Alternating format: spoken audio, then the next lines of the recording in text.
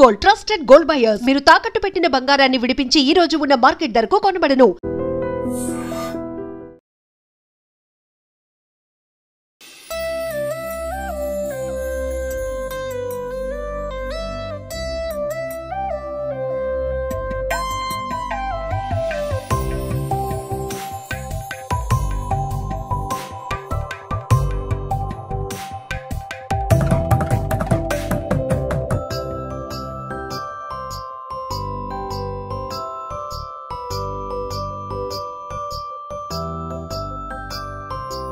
చూస్తున్నారుగా ఈ వినాయక స్వామి వారు వచ్చే భక్తులను చూస్తూ ఆశీర్వదిస్తున్నారు.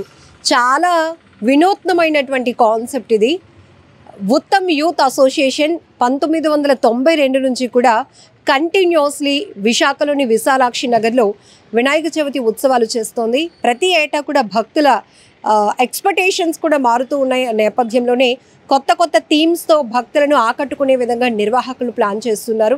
ఇక్కడ ఉత్తమ్ యూత్ అసోసియేషన్ ఈ ఏడాది ఏర్పాటు చేసినటువంటి వినాయక విగ్రహం చాలా స్పెషల్ అట్రాక్షన్ అండ్ చాలా ప్రత్యేకమైనదని చెప్పాలి.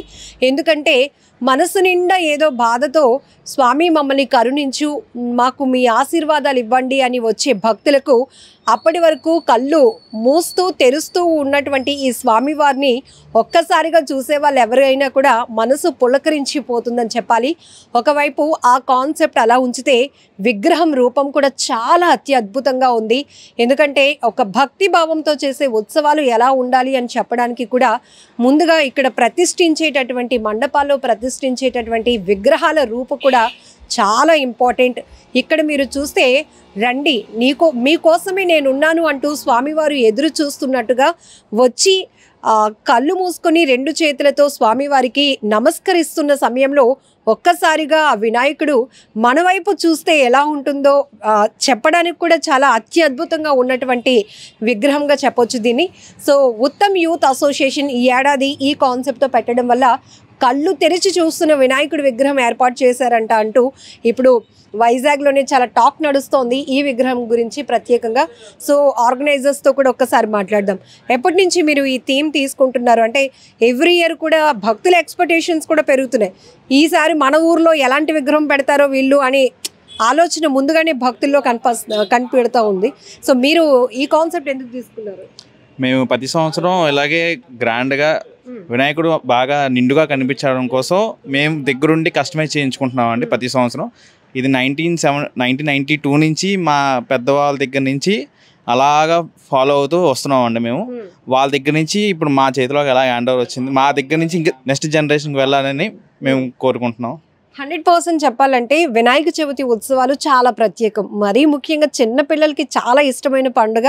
సో స్కూల్కి కాలేజీలకు వెళ్ళిపోతున్నప్పుడు అలా వినాయకుడిని ఒకసారి చూసి వెళ్ళిపోవాలి, అంటే దర్శనం చేసుకొని వెళ్ళిపోవాలి. నిమజ్జనం అప్పుడు కూడా చాలా ఎమోషనల్ అయిపోతూ ఉంటారు.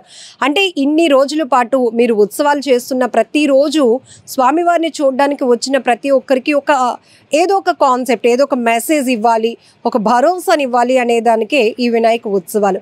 సో ఈ థీమ్ ఎందుకు తీసుకున్నారు? స్వామివారు వచ్చే భక్తుల్ని కళ్ళు తెరిచి చూడటం అనేది చాలా అత్యద్భుతంగా ఉంది. ఎందుకు ఈ థీమ్ తీసుకున్నారు? అంటే లాస్ట్ ఇయర్ కంటే ఈ సంవత్సరం ఇంకా బెటర్ చేయాలి అని మేము ఒక కాన్సెప్ట్ ఆలోచించి, అంటే డిఫరెంట్గా కనిపించాలని దేవుడు అనుకుని మేము ఒకసారి ఏదో ఒకటి వెరైటీగా పెట్టాలని కళ్ళు బ్లింక్ అయ్యేది పెడదామని చెప్పి, అంటే వచ్చే భక్తులు కూడా అట్రాక్షన్గా ఉంటుంది, అంటే ఒకరి నుంచి ఇంకొక 10 మంది చెప్పుకునేలాగా ఉంటుంది అని చెప్పి మేము థింక్ చేసేలాగా మొత్తం మా కమిటీ అందరూ డిసైడ్ అయ్యి మేము దగ్గర నుంచి చేయించుకున్నాము. సో ఒక్కసారి ఇక్కడికి వస్తున్నటువంటి వారి ఎమోషన్స్ ఎట్లా ఉన్నాయి అలా స్వామివారు చూసినప్పుడు?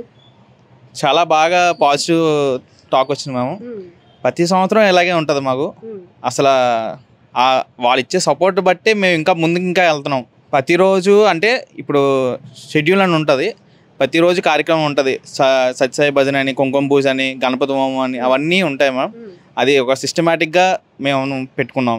సో ఈ 11 రోజులు మీరు చేయాలి అనుకుంటున్నారు. 11 రోజుల పాటు ఏదో ఒక కార్యక్రమాలతో వచ్చే భక్తులకు స్వామి దర్శనంతో పాటు కల్చరల్ యాక్టివిటీస్ అన్నీ ఉన్నాయి మనం ప్లాన్ చేసుకున్నాం. ఒకటి చెప్పండి, మీరే దీనికి చెప్పడానికి అర్హులు.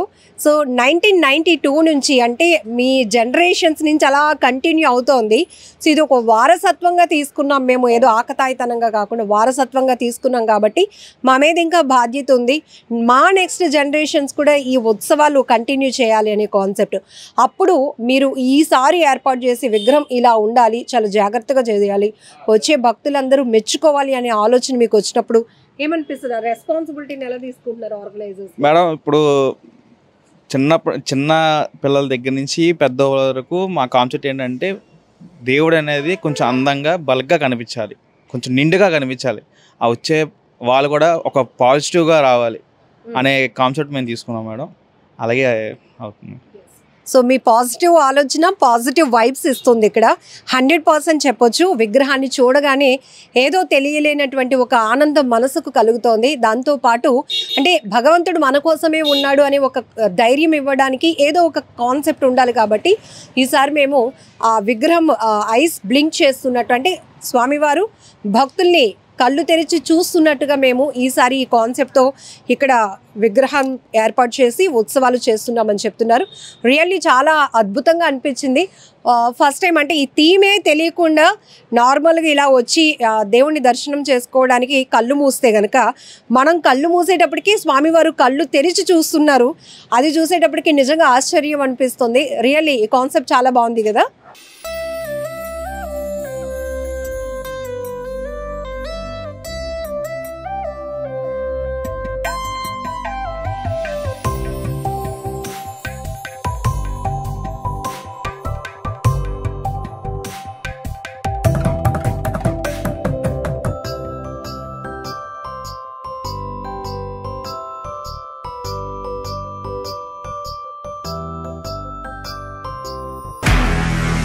నిజంగా ప్రస్తుతం ఉన్నటువంటి సమాజం దేనికి ప్రయారిటీ ఇస్తుంది? ఆర్థిక సంబంధాల చుట్టూ మాత్రమే తిరుగుతుంది. మళ్ళీ ఎన్నికలంగానే చాలా విరక్తి కలుగుతుంది.